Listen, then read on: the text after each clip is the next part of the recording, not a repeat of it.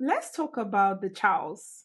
The Chows represent real life descendants of Chinese immigrants that lived in the deep south, Hmm. who would typically be very economically involved with the Black community. They would have supermarkets, including in Mississippi, where the movie is set. There's been a lot of conversation about how Grace ultimately is the person who lets the Yeah. vampires in to this place that's supposed to be a haven for these Black people.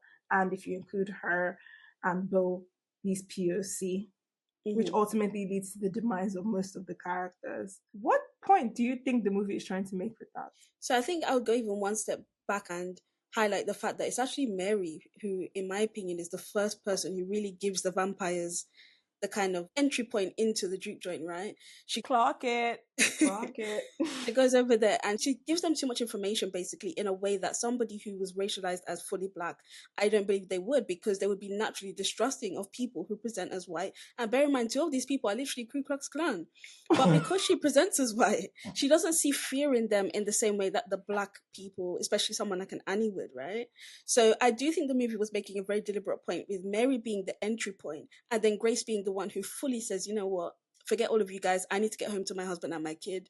Let the vampires come in. This is how I started to really solidify my opinion that this movie is making a commentary about black people assimilating into this quote unquote society that's trying to get towards a post-racial society, right? And I don't think he has anything nice to say about that.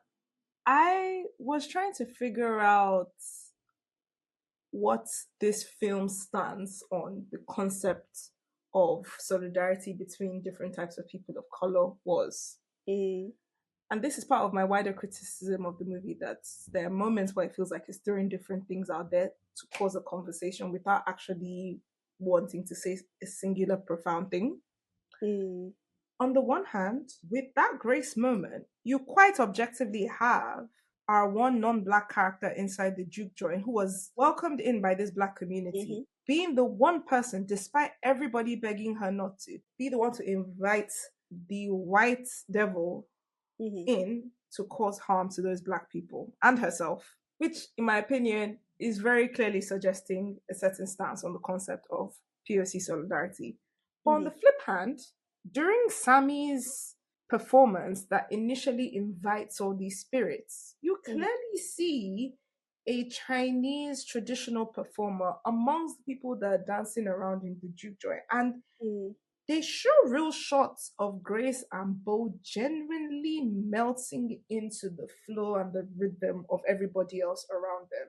There are yeah. also moments when characters are reminiscing at the end of what that wonderful day was before everything went left, where there's very earnestly included shots of the Mm, Chows helping set up shop, which mm, to me is suggesting that this movie believes at the same time that, yeah, no, we're all in this together under white supremacy. mm.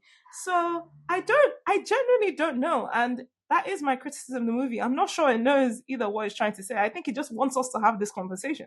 So here's the thing though, it's important to remember that the Chows are not there to fellowship with the black people. They're not there to just come and enjoy music. They're there because it's a business. They're there to sell their products, right? And the movie actually alludes to it quite explicitly that they're making a fair amount of money off of this event, right? So that begs the question, if they were not going to make money from this event, would they have attended? But And every this is but that's the case for other black people too. Delta Slim has to be convinced mhm, and wooed with lots of money and lots of beer before he even slightly mhm. considers it. Cornbread also doesn't want to come until Stack convinces his wife that it's in Mhm. his financial interest to do it. So I don't But really it's think that is a separating factor between our characters. I think it is because of the racial point, though. It wouldn't be out of place for Cornbread or Delta Slim to go there after it's successful. So Delta Slim's actual contention is that, listen, you're offering me $20 today, but he didn't think it was going to be recurring money, right? But even Mm-hmm. outside of performance, this would be the type of event that he would go to. My question is, would it be the type of event that the Chows would go to? And if the answer to that is no, then I don't think we can draw the conclusion that, well, because they were there helping to set up shop, that's an indication that it's a sign of POC solidarity. It could literally be very much similar to the way how there are Asian superstores in black countries and black cities today. It could very easily be a very similar dynamic. I think that is a good point. I have a question for you in Mm, response to that. If there were white people in that group, do you think that their performers would have shown up dancing with the black performers as well? But I think it's a good Yes or no? question. I think it's a good question, but remember that we've had the conversation about the vampire here, who's drawing parallels to his oppression versus the oppression of the black people at this event, right? My response is it depends on the type of white person. If these are white people who are Irish immigrants or even Italian immigrants, then this could very easily be a conversation, right? But if they are white, Southern, white Americans, maybe not. But then that's still to my point that the movie is trying to still say something about a solidarity between different kinds of people that are affected by white supremacy. Mm-hmm. The same way you just drew that line of Irish and Italian immigrants versus other type of white people that perhaps descended from, English or French people. That is the same way the movie, by having the Chows in there dancing and twirling and their traditional performers also be amongst the black ancestors and descendants. That's not, and they didn't have to do that, but yet they chose to. Mm-hmm. It's kind I'm of the thing. I understand what you're saying. I'm just simply saying that the child's existence at that event alone is not a signifier of POC solidarity, Yes, and I don't think but we can draw that conclusion. I agree that that's not inherently a sign of POC solidarity. But I think the movie's choice to include their visuals in the visuals where they are trying to draw something about cultural synergy and speaking to diaspora is a sign that they are trying to connect them. If I hadn't seen those dancers in that scene, none of this would have crossed my mind. It's when I saw that I was like, oh. So I do think it was a bit undisciplined to include them in there. I really did enjoy that scene, by the way. I really enjoyed it because it was making the point that black music exists on a huge timeline, really, going all the way back to our ancestors in West Africa and various other parts of Africa as well. So by including the Chow's ancestors in there as well, it was just like, well, that was a bit of a tangent. Why did you include that in there? I It guess you're almost arguing muddies that the it was, points, yeah. So which is my you're arguing, criticism of this movie in general. A lot of points are being yeah, muddied by too many concepts being thrown around at the same time. having the Chinese kind of ancestral link in there didn't make so much sense because there was no Chinese music being explored here. Now, they have told us that people like Sami, people like griots and so on, that can call upon spirits. They never said black only spirits or African American spirits or anything. So it's and in fact it works on Remig.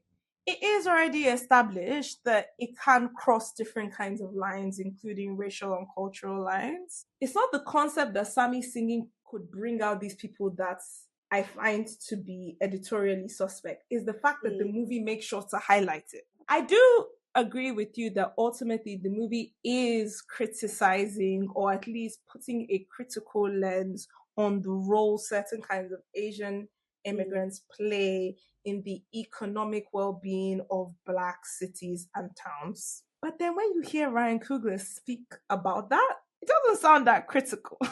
This goes back to my original issue with him. I'm okay with the movie leaving it up to interpretation personally, because it is a very nuanced topic. I would have liked it if he made the points here with a little bit more care, let's say. But I wasn't massively offended by it while watching the movie. I wasn't offended at all. I was amused, if anything, because it was just a repetition of things I've seen from Coogler before. I've always considered the reception to Black Panther to be so fascinating because to me, that is a movie made by an African American director with a primarily African set of characters, one prominent African American character who, in my opinion, that movie punishes for his ideology. And in my opinion, that movie's ethos is that the diaspora all have to link hands, basically. So to me, this is just Ryan Coogler's political stance on this subject, and it finds its way into all of his work. So I can't say I'm surprised.